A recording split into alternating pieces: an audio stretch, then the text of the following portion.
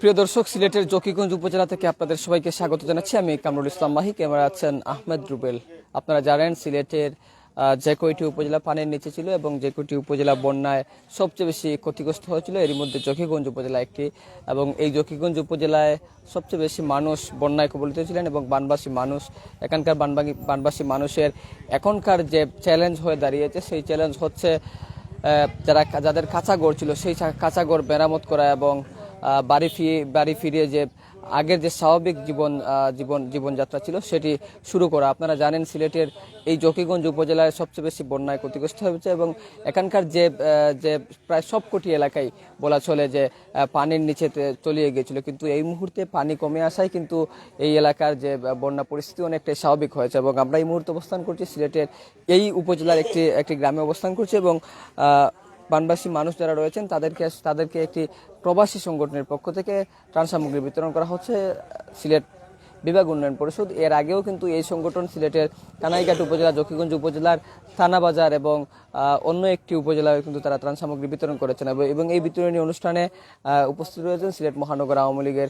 সভাপতি মাসুকুদ্দিন আহমেদ এবং এই সিলেট বিভাগ উন্নয়ন পরিষদের প্রধান উপদেষ্টা বদরুল ইসলাম চৌধুরী এবং অন্য উপদেষ্টা হারুনুর রশিদ এবং কোষাধ্যক্ষ আবুল কালাম আজাদ।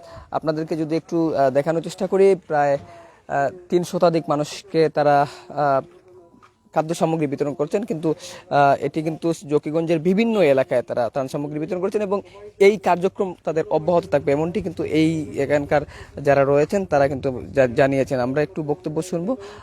এখানকার যিনি প্রধান উপদেষ্টা আছেন বদরুল ইসলাম চৌধুরী, তিনি বক্তব্য রাখছেন এই মুহূর্তে। এবং আপনাদেরকে যেমনটি বলছিলাম যে সিলেটের সুরমা এবং কুশিয়ারা নদীর পানি কমায় এবং সিলেটের যে বন্যা পরিস্থিতি এখন অনেকটাই বলা ছিল যে বন্যার যে ভয়াবহতা ছিল সেটা একেবারেই কমে গেছে, কিন্তু বন্যা কমে গেলেও মানুষের যে দুর্ভোগ, সেই দুর্ভোগ কিন্তু ক্রমেই বাড়ছে এবং এই দুর্ভোগ বাড়ার সাথে সাথে মানুষজন যারা রয়েছেন তাদের বানবাসী মানুষ যারা রয়েছেন তাদের পাশে এসে কিন্তু রাজনৈতিক, সামাজিক এবং বিভিন্ন সংগঠনের নেতৃবৃন্দরা এসে দাঁড়িয়েছেন এবং তারা বিভিন্ন খাবার এবং যাদের সহযোগিতা যার মতো সহযোগিতা প্রয়োজন তারা কিন্তু এই সহযোগিতা দিচ্ছেন। বিশেষ করে প্রবাসীরা এগিয়ে এসছেন। এই বিশেষ করে আমরা দেখতে পাচ্ছি যে সিলেট বিভাগ উন্নয়ন পরিষদ নামের যে সংগঠন রয়েছে সেই সংগঠন কিন্তু খুবই সিলেটের বিভিন্ন উপজেলায় তারা চষে বেড়াচ্ছেন এবং তারা কাজ করে যাচ্ছেন, মানবতার তরে মানবতার কল্যাণে কাজ করছেন। এবং আপনাদেরকে যেমনটি আমরা বলছিলাম যে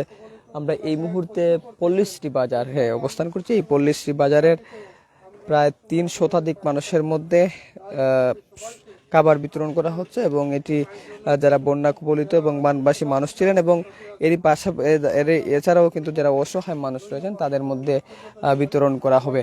আমরা এই মুহূর্তে একটু কথা বলবো সিলেট মহানগর আওয়ামী লীগের যিনি সভাপতি রয়েছেন বীর মুক্তিযোদ্ধা মাসুকুদ্দিন আহমেদ। তিনি এই এলাকারই একজন কৃতি সন্তান, তিনি তার এই এলাকায় সবসময় ঘুরে বেড়াচ্ছেন। আমরা একটু আজকে যিনি বীর মুক্তিযোদ্ধা মাসুকুদ্দিন আহমেদ, আপনার কাছ থেকে জানতে চাইব বন্যা কবলিত বিভিন্ন এলাকায় আমরা এর আগে আপনার 2টা এলাকা দেখেছি আপনি ঘুরে বেড়েছেন, থানাবাজার এলাকা ঘুরেছেন এবং অন্য একটি এলাকা ঘুরেছেন, এখন পল্লীশ্রী বাজারে অবস্থান করছেন।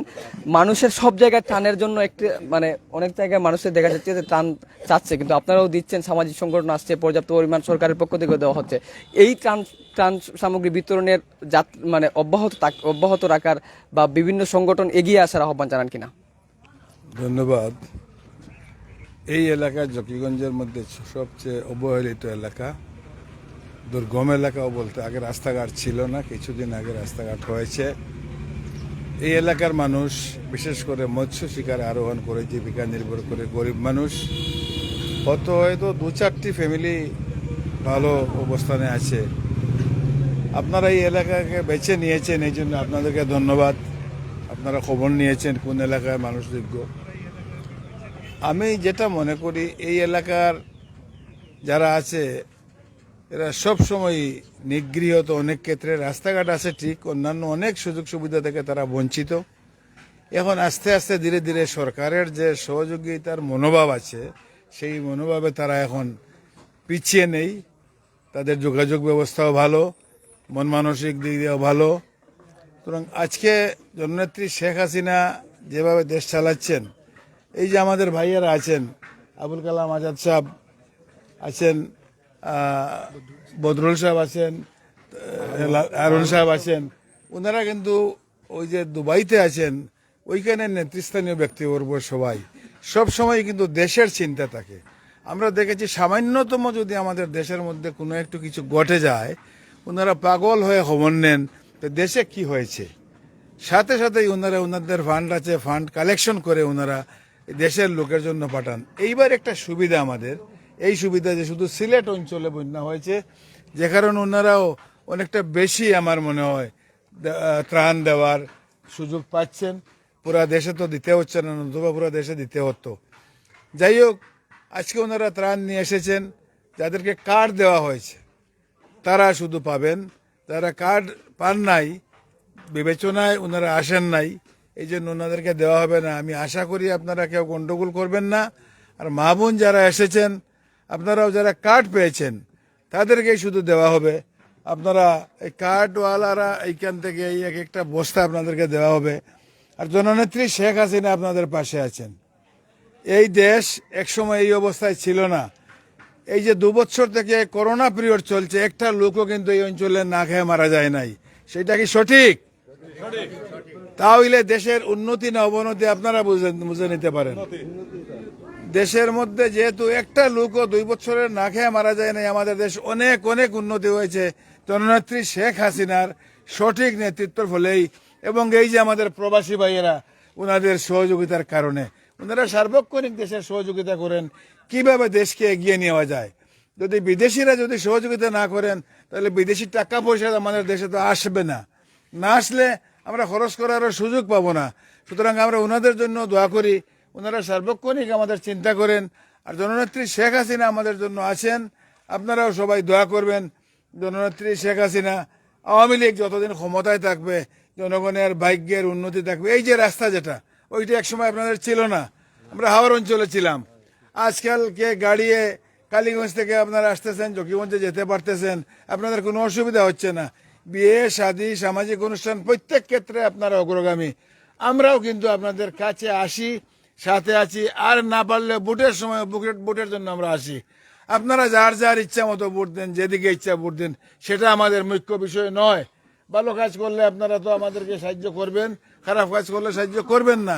কিন্তু আপনারা যে ভালো আছেন, সবাই একসাথে আছেন, সামাজিক বন্ধনে আবদ্ধ আছেন, জননেত্রী শেখ হাসিনার নেতৃত্বে ঐক্যবদ্ধ আছেন, আমরা এই জন্য আমরা খুবই খুশি। এবং আমাদের এই কাজগুলা যারা করছেন, আব্দুল করিম সাহেব, উনি লন্ডনে থাকেন, দুবাইতে থাকেন উনি, এবং আল হারামাইন গ্রুপ, আপনারা আল হারামাইন হসপিটালের নাম শুনেছেন, উনি আমাদের উপদেষ্টা, খুবই বড় মনের লোক। কোটি কোটি কোটি টাকা উনি সাহায্য সহযোগিতা করেন। করিম সাহেব একইভাবে করেন। আর আমাদের এই ভাইরা, ওনারাও কোটি না হলেও লক্ষ লক্ষ লক্ষ টাকা কিন্তু সহযোগিতা করেন। আজকে এই অঞ্চলকে বেছে নিয়েছেন আপনাদের আরামের জন্য, আপনাদের সুবিধার জন্য। আপনারা দোয়া করবেন। আর আমি আগেই বলেছি, যারা কার্ড পেয়েছেন তারা লাইনে নেবেন, কোনো ধরনের চিৎকার করবেন না, কোনো ধরনের বিশৃঙ্খলা করবেন না। যদি না করেন, ইনশাল্লাহ নিকট ভবিষ্যতে দোয়া করি আমি এইরকম বিপদ না আসুক। যদি আসে, উনাদেরকে আমাদেরকে সবাইকে আপনারা পাবেন, আপনাদের সাহায্যার্থে পাবেন। আপনারা সবাই ভালো থাকুন, সুস্থ থাকুন, আর উনাদের জন্য দোয়া করবেন যাতে উনাদেরকে আল্লাহ হায়াত দরাজ করে। তাহলেই কিন্তু আমাদের আজকের এই যে অনুষ্ঠানের সফলতা আসবে। আপনারা এখন আপনাদেরকে দেওয়া হবে, এইগুলো আপনারা শৃঙ্খলাবোধে নিয়ে যাবেন। ধন্যবাদ সবাইকে।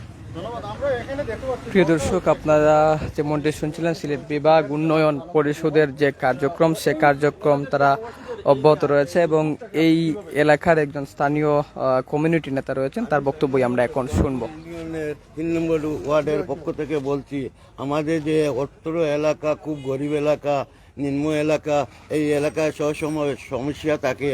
কিন্তু আমাদের এই সমস্যা শুনে যে সিলেট থেকে প্রবাসী বৃন্দ বা আমার নেতাবৃন্দ এখানে এসেছেন, আমরা চিরঋণী ওনাদের কাছে।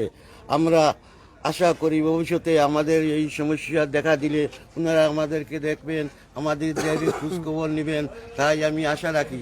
তাই আমি আমার এলাকার পক্ষ থেকে বলছি, বা এলাকার সবাই আপনাদের কাছে ঋণী।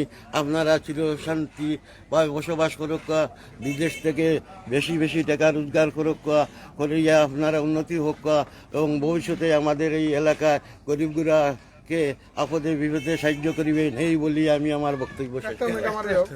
অনেক ধন্যবাদ। এখানকার সিলেট বিভাগ উন্নয়ন পরিষদের উপদেষ্টা হারুন রশিদ, ওনার বক্তব্য শুনুন।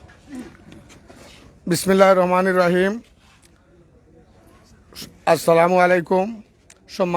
সম্মানিত উপস্থিতি, আজকে আমি সর্বপ্রথম ধন্যবাদ দিতে চাই আমার আবুল কালাম আজাদ ভাই, অর্থ সম্পাদক আমাদের সিলেট বিভাগ উন্নয়ন পরিষদের। উনি যদি আমাদেরকে আজকে এখানে নিয়ে আসতেন না, তাহলে হয়তো আমরা দেখতাম না এই পরিস্থিতি আপনাদের। আর আমরা যে ত্রাণ সামগ্রী যে সামান্য নিয়ে এসেছি, এইগুলো আপনাদের এই 2-3 দিনের খানা হবে, এইটা বড় বিষয় নয়। ইনশাআল্লাহ আমরা আশা করি আগামীতে যে কোনো দুর্গম যে কোনো সমস্যায় আমরা ইনশাআল্লাহ আপনাদের পাশেই থাকবো।